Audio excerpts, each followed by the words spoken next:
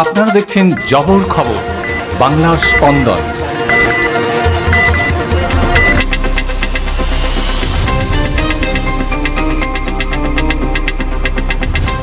৩,০০০ টাকা দিয়ে নদী পেরিয়ে ভারতে, আর ২,০০০ টাকার বিনিময়ে পেয়েছেন আধার।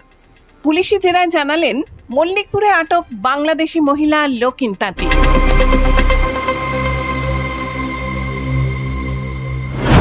মল্লিকপুরে অবৈধভাবে বসবাস করার অভিযোগে মঙ্গলবার এক বাংলাদেশি মহিলাকে আটক করে বারুইপুর থানার পুলিশ। হরিহরপুরের বেনিয়াডাঙ্গা থেকে ওই বাংলাদেশি মহিলাকে আটক করে পুলিশ।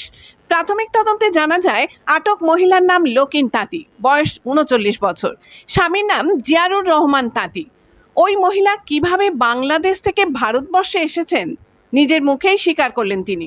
শুনুন তিনি কি জানালেন। কবে এসেছিলেন বাংলাদেশে? 6 মাস আগে এসেছি। 6 মাস আগে এসে কিভাবে থাকছে? ঘর ভাড়া করে থাকতাম ওখানে। আপনার সঙ্গে আর কে থাকছে? আর কেউ ছিল না। কতজন এসেছিলেন? আমি একা গেছিলাম। কিভাবে আনলেন? নদী পাতে এসেছিলাম, নদীতে নদী সাঁতার কেটে এসেছিলাম। কত টাকা দিয়ে নদী পার হলেন? ঘুরে ঘুরে সেই আমারই 3,000 টাকা দিয়েছিলাম। কারা পার করে? ওখানে লোক থাকে, থাকদের বললে পার করে দেয়। বিএসএফ তখন ছিল না। চুরি করে পার করে দিয়েছে। তারপরে এখানে কি করে ছিলেন? এখানে এসে কাজ করছিলাম। কিসের কাজ? ওই ঘর মোছা, থালা বাসন ধোয়া। কোথায় কাজ? কারা কাজ দিল? ওই কলকাতার দিকে কাজ করলাম। তা আপনি এখানে এসে আধার কার্ড কোথা থেকে তৈরি করেন?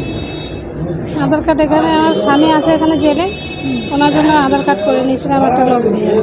উনি করে দিয়েছিল। নেই, ভারতীয় কি না, বাংলাদেশি। রানিং বলো তো।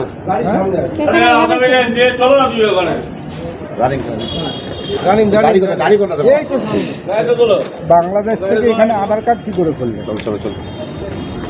কে করে দিয়েছিলেন? একটা লোক করে দিয়েছিল, সে নিয়ে এখানে নেই। কত টাকা নিয়েছিল? 2,000 টাকা মতো নিয়েছিল। সেটা কোথায়? বাড়ি কোথায় তার? মল্লিকপুরে? না, তাহলে ওনার বাড়ি বাংলাদেশ ছিল।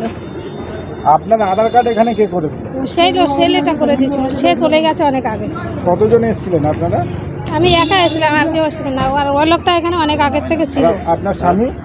আমার স্বামী এখানে এসে 5 বছর আগে। ক বছর? 5 বছর। ও, তা আপনার স্বামী কোথায়? আমার স্বামী এখানে আছে। আছে? চলো তো আজকে আজকে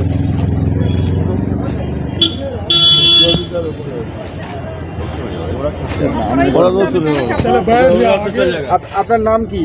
লাকি তাঁতি। লাকি তাঁতি। কি করে বলবো স্যার? দিদি এখানে বছর দিবস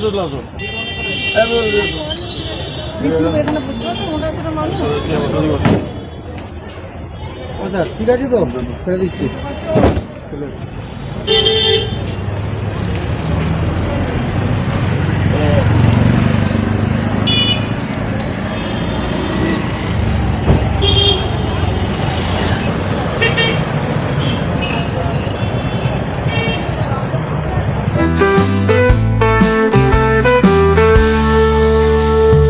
চোখের যত্ন নিন, চোখ আপনার অমূল্য সম্পদ। আপনার চোখকে রাখুন নিরাপদ। চোখের যে কোনো সমস্যায় চলে আসুন জয়নগর রক্ততলায় সুপ্রাচীন চক্ষু চিকিৎসা কেন্দ্র আইসেফে। চক্ষু চিকিৎসা মানেই আইসেফ। জয়নগর রক্ততলা মোড়।